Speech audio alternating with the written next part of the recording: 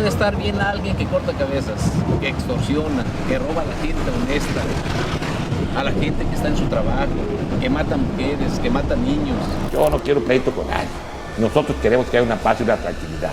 We've all heard stories about what happens to drug lords once they get extradited to the U.S. El Chapo, and the moment he learned where authorities were taking him, that was the moment he was actually brought here to the U.S. to face justice. Let's just say that cold, hard time spent in a maximum security prison somewhere in America is vastly different from what they might be getting had they stayed behind back home. But have you ever wondered what life is like for the ones who do end up serving their sentences back in Mexico? Well, today, we're diving into the story of one of Mexico's most infamous drug lords, Servando Gómez, better known as La Tuta.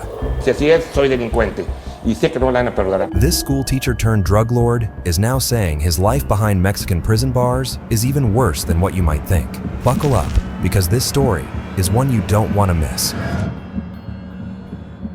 La Tuta is currently locked up in one of Mexico's most notorious high-security prisons called El Altiplano, and let me tell you, his life there is anything but easy. Besides all those thick concrete walls, armored vehicles patrolling the perimeter, and an airspace that's strictly off-limits, this fortress designed to keep the most dangerous criminals in check doesn't care much for comfort. You might think, okay, he's a big-time criminal, so he probably deserves it. But, according to La Tuta, his treatment in jail goes beyond harsh. He's been complaining about being tortured and starved. Apparently, it got so bad that he even went to a district court in Mexico City to complain about the cruel and inhuman treatment he's facing. So, if what he's saying is true, can you even imagine being in a place where not just your freedom, but also your basic human rights are at stake? Let's elaborate. La Tuta claims that the authorities at El Altiplano are refusing to provide him with basic stuff like food. All the while, they're also keeping him in isolation and even torturing him whenever they see fit. So, is this a desperate attempt to gain some sympathy, or is there some truth to La Tuta's claims? Well, we know that one federal judge actually ruled that there should be someone at the prison to monitor his physical condition and ensure his safety. You have to wonder, can it really be that bad? We know that life in El Altiplano is no joke. This is the same prison from which Joaquin El Chapo Guzman made his legendary escape through a tunnel complete with a motorbike back in 2015. This is the moment Joaquin El Chapo Guzman makes the Mexican government look ridiculous, pacing up and down in his cell, calmly, waiting. Then, he sits down, appearing to remove his sandals, and then he vanishes. Needless to say, the prison must have seriously amped up their security measures to ensure that something like that can never happen again. That means stricter protocols that everyone, including guards and prisoners, needs to follow, as well as a more uncompromising attitude from the entire prison staff. Which brings us back to La Tuta's complaints. They paint a picture of a man struggling to maintain his humanity in one of the harshest environments imaginable. He's constantly under surveillance, and the stress of isolation can be mentally draining. Can you imagine spending every single day wondering if the guards will starve you or throw you into solitary confinement without a second thought? And it's not just about the physical torture. The psychological toll must be immense. Being isolated from the world, unable to communicate freely, losing track of time, it's brutal. And then there's the paranoia. With so many enemies, both inside and outside the prison, La Tuta has to remain in a constant state of vigilance. To make matters even worse, La Tuta's diet consists of portions that are barely enough to even sustain him, which in turn leads to malnutrition. Coupled with isolation, this is a form of punishment that can drive just about anyone to the brink of insanity. Imagine the emotional roller coaster. One day you're living like a king, and the next, you're treated worse than an animal. But let's be honest here, prison isn't supposed to be a walk in the park, especially for someone like La Tuta. After all, he rose to power through violence and intimidation. Many might argue that he's now simply reaping what he sowed all those years ago. But on the flip side, doesn't everyone deserve basic human rights, no matter their past? And this turns out to be a controversial issue for many, with some believing that cartels like the one La Tuta led have caused so much pain and suffering that just about any form of punishment is justified, while others argue that by denying him basic rights, we are giving up on our own humanity. It's a tricky balance, isn't it?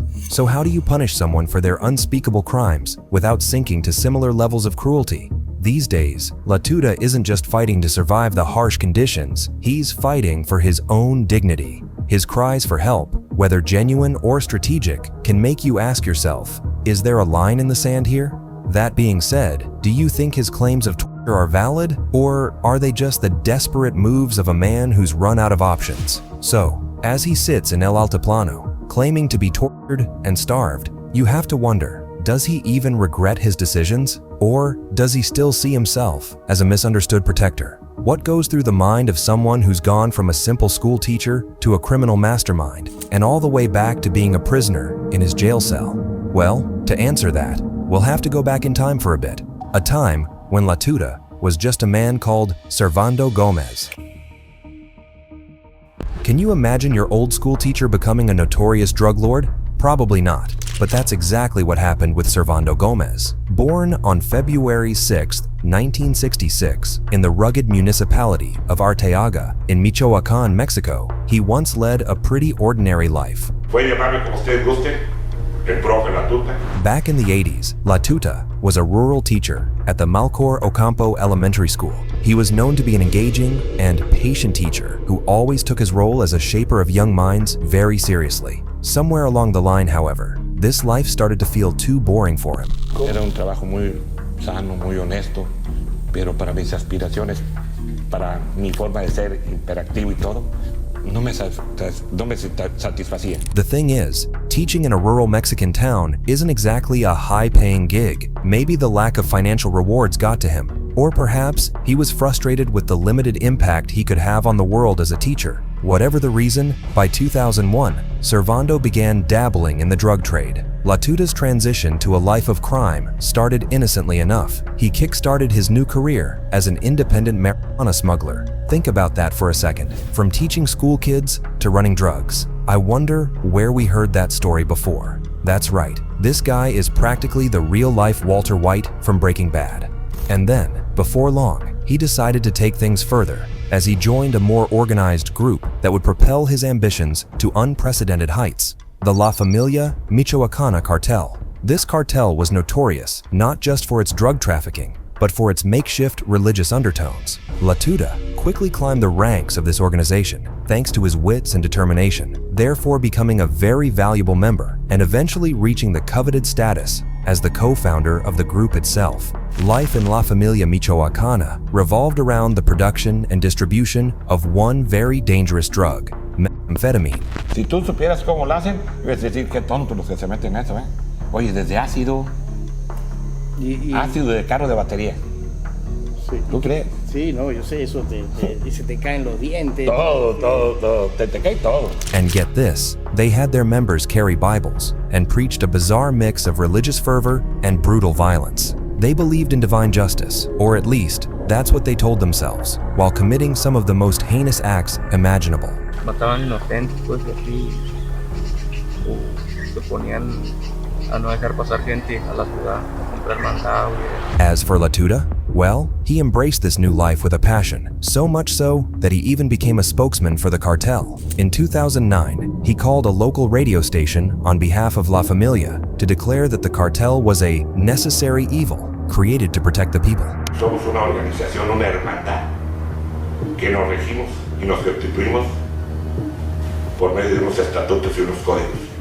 Somos un mal necesario, pero aquí en México hay manera de que nos arreglemos. Can you imagine that? A drug lord calling into a radio show to pitch himself as a guardian angel. But then, things took an even darker turn. A power struggle within La Familia led to a split. Tuta, along with several other leaders, broke away to form what would then become the Knights Templar cartel back in 2011. And if you thought La Familia was bad, the Knights Templar took things to a whole new level. Nosotros no se les exigimos. Ellos quisieron aportar para cuidar de sus intereses porque no creían en la federación ni en las policías estatales. Había mucho secuestro. Nos invitan a que los protejamos. De ellos salió la idea y nos dan una participación para nuestros muchachos, para nuestra organización. That doesn't sound so bad, does it? After all, having someone to rely on must be comforting for the people living in a community that knows cartel wrath all too well. That's until you remember that these guys are holding some pretty powerful weapons while preaching about being guardian angels. Kind of ironic, isn't it? Like their predecessors, the Knights Templar were deeply rooted in religious symbolism. They even had an ethical code, a 22-page booklet distributed not just to members, but to the public as well. Ni el hierro, ni el acero, ni aún el oro tiene el valor de un hombre honesto, honrado e íntegro. Reunía a sus subordinados y los invitaba a su culto. Repartía vino. Estabas comprometido con los caballeros templarios y firmabas con sangre. They painted themselves as protectors who fought against materialism and vowed to help the poor. But behind this act, there was a brutal and unforgiving criminal organization. From the get-go, La Tuta and the Knights Templar made it clear they were here to stay. They announced their presence in March 2011 by hanging banners all over Michoacán, proclaiming their takeover from La Familia. I know it's hard to wrap your head around the sheer audacity of announcing your criminal empire through public signs, as if this was some sort of presidential election. This first act of defiance would go on to set the tone for the violent and dramatic tactics they would use to maintain control. El temor de toda la gente que vivimos aquí en Michoacán o que trabajamos aquí en Michoacán es un temor que todos tenemos y todos estamos con una cierta desconfianza.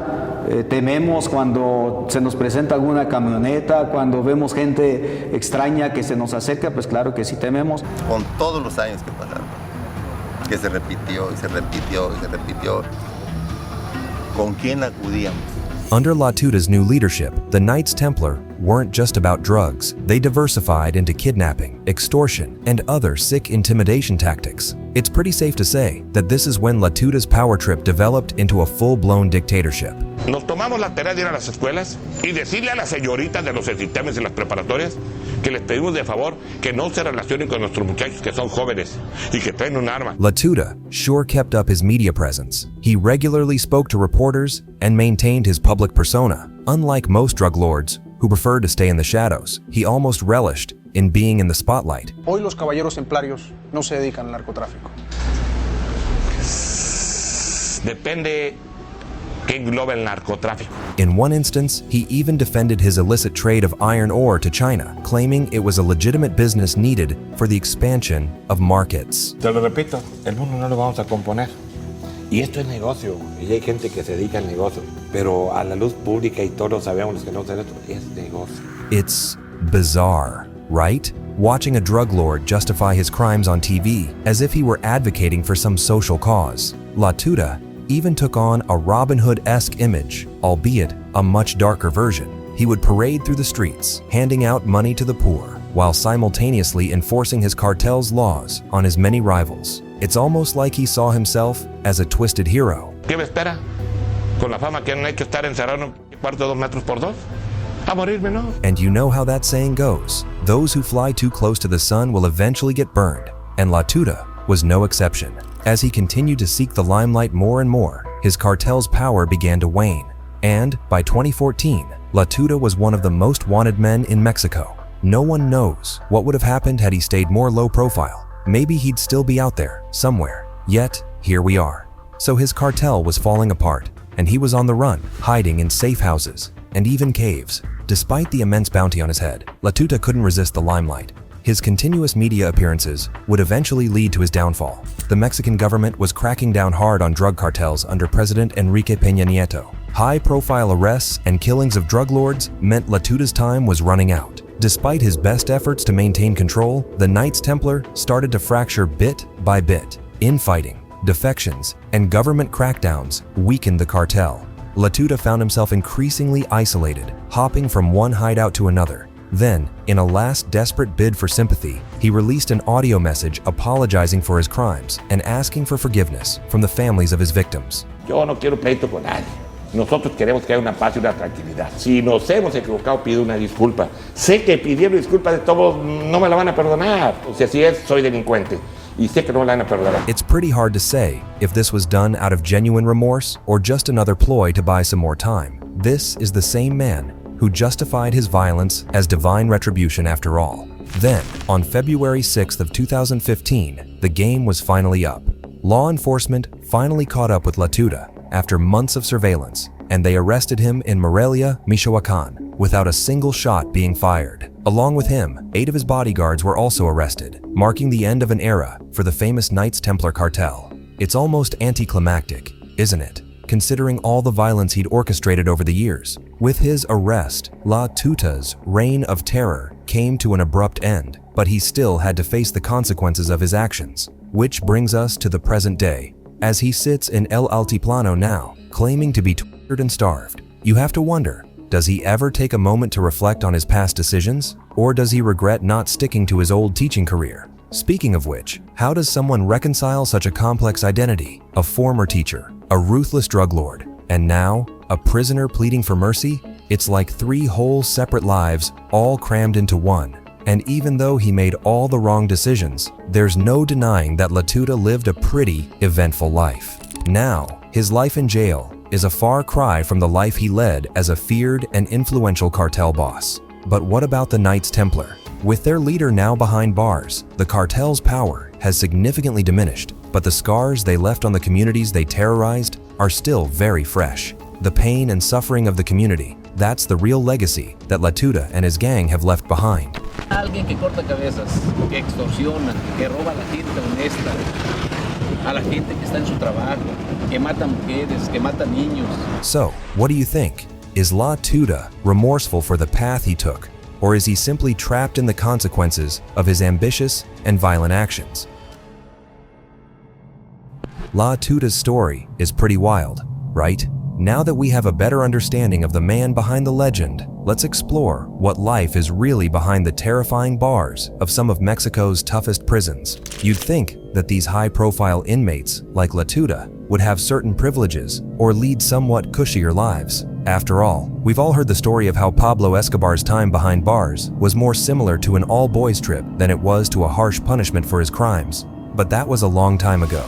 Right now, the reality is that sometimes they have it a lot worse than the rest. So maybe La Tuta's claims of unfair treatment are true, after all. First off, let's talk about the facilities where these prisoners are held. One of the most infamous is La Mesa Prison in Tijuana. Anyone who commits a crime in this border city can end up in this fortress-like facility. And let's just say that La Mesa is a place that no criminal wants to end up in.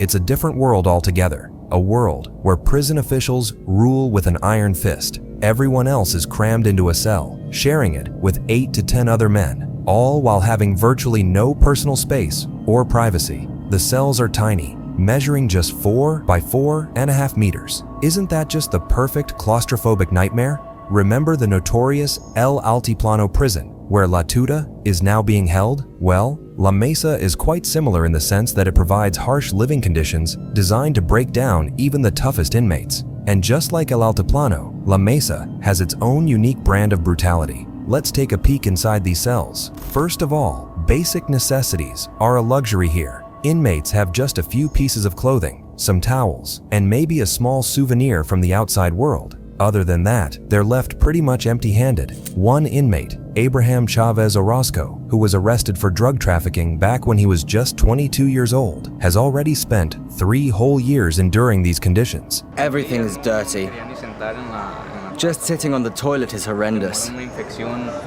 I've had a foot infection in the past. So the conditions are pretty grueling for your average inmate. But what would this look like for the more famous guests like La Tuta? Well, among these inmates, there's a man called Taylor Elliott Howard. He is being kept separate due to the high risk of altercations with other prisoners. And Taylor isn't your average Joe. I'm a combat veteran. I'm a United States Marine. I've served in the Iraqi War. I'm decorated. Over there, in the US, Taylor was a full-fledged hero, but in La Mesa, however, he's just another convict. I can't even make a phone call to my family to let them know where I'm at. The misuse here is terrible. The living conditions here is terrible. Well, that definitely sounds horrible, and it's very likely that La Tuta is experiencing the exact same treatment in jail as we speak. You see, he's also considered a high-risk inmate, which means that he's most definitely being kept in isolation, and that can get lonely pretty fast. Sure, he might not have to deal with as many enemies, but when you think about it, is being alone with your thoughts day in and day out a better alternative? So what's the mental state that these cartel bosses end up in once they realize that there's no way of ever getting out? For many, it's a life of endless paranoia and anxiety. They've gone from commanding empires to living under the thumb of strict prison protocols. The psychological toll is immense. Many inmates, like the notorious cartel killer Javier Villa Padilla, have a lot of time to reflect on their lost freedom. I used to have an amazing life with my family, my kids, my wife, a girlfriend, and I had plenty of money. Things were good. I didn't know what it was like to go hungry, as I could always afford to buy everything. Now, even after hearing Javier's words, there's still no telling what goes through Tuta's mind as he experiences the consequences of his own actions stuck behind the walls of one of the most brutal prisons that Mexico has to offer. But one thing's for sure, he's there to stay. Tuta's days as a ruthless kingpin are long gone, and all that's left is for the people of Michoacan to pick themselves back up and piece their community back together. Do you think that Tuta's prison conditions are too cruel? Feel free to share your thoughts with us down in the comment section below. If you've enjoyed this video, then make sure to give it a thumbs up and click that subscribe button if you haven't already. Until next time, stay safe.